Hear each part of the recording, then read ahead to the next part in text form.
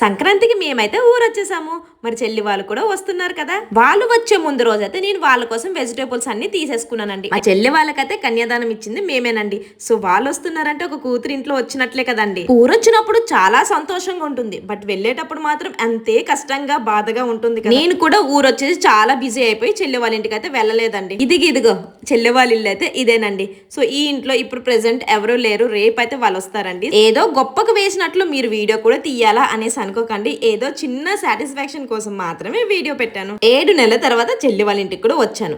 వాళ్ళ రాక కోసం ఎంతో ఎదురు చూస్తున్నామండి.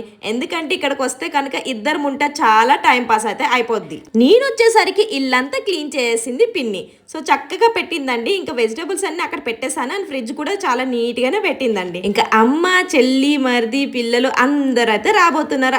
వీటిని చిన్న లైక్ ఇవ్వచ్చు. వేసుకున్న టాప్ 2 years బ్యాక్ అయితే తీసుకున్నానండి. చాలా బాగుంది క్వాలిటీ. స్క్రీన్ మీద ట్యాగ్ చేశానండి. ట్రై